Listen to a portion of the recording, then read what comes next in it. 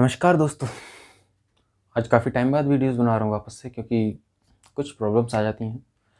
आज आया हूँ आपके पास एक नई स्टोरी के साथ में। चलिए स्टोरी पे आते हैं डायरेक्ट, बाकी बातें तो होती रहती हैं। तो शुरू करते हैं अपनी स्टोरी को। ये स्टोरी है एक राजा की।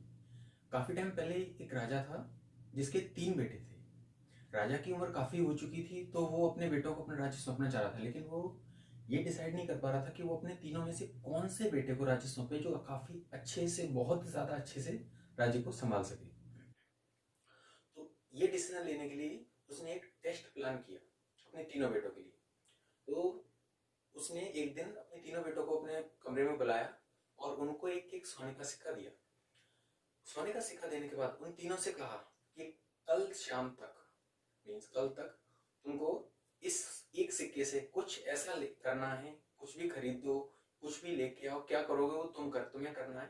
बट इस एक सोने के सिक्के की हेल्प से, मीन्स मदद से, तुम्हें अपना पूरा कमरा भरना है। पूरे कमरे को पूरी तरीके से भरना है, एक कोना भी खाली नहीं होना चाहिए। और जो इसको बहुत अच्छे से कर पाएगा या जो अपना कमरा पूरी तरीके से भर देगा, मैं उसको इस अपना राज्य सौंप दूंगा। पूरा राज्य उसी बेटे को सौंप दूंगा। यह बात सुनकर तीनों बेटे बहुत खुश हुए और वो अपने काम पे लगे। तो वो लोग मार्केट निकले, तीनों मार्केट में निकल गए और काफी ढूंढते रहे, काफी टाइम ढूंढा और आखिर शाम को वापस आए।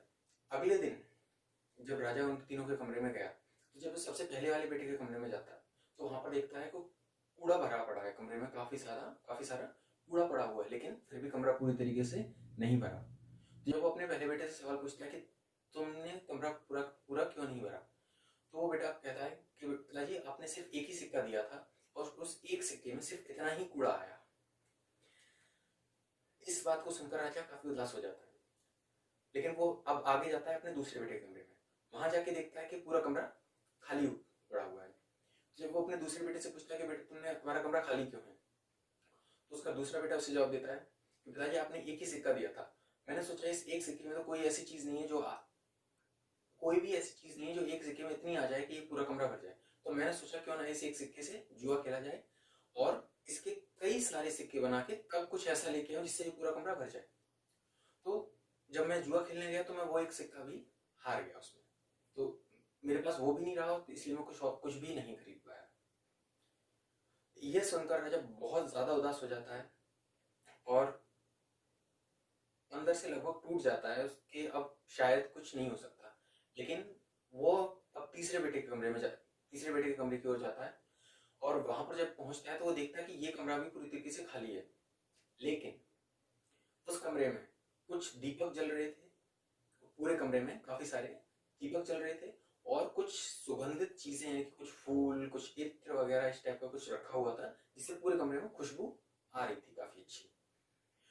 तो जब राजा अपने तीसरे बेटे से पूछता है कि तुम्हारा कमरा खाली क्यों है, लेकिन बाकी का पूरा कमरा खाली था, तो जब वो अपने बेटे से पूछता है कि तुम्हारा कमरा खाली क्यों है, तो उसका बेटा जवाब देता है कि पिताजी कहाँ खाली है, कमरा भरा हुआ तो है, आपको दिखाई नहीं दे रहा, ये कमरा रोशनी, दीपक की रोशनी से और इन फूलों की सुगंध से भरा हुआ तो है।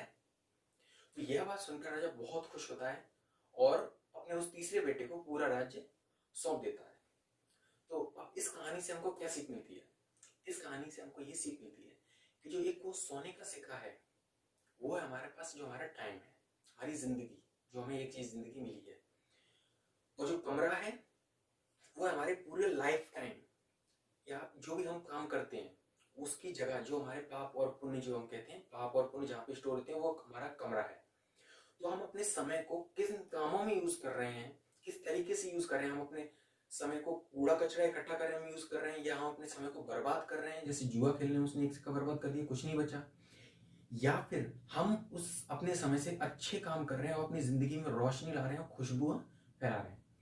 तो ये डिपेंड करता है हम अपने समय को किस तरीके से यूज करते हैं। तो इसलिए अपने समय को अच्छी जगह यूज करिए, अच्छे काम करिए और खुश रहिए। धन्यवाद।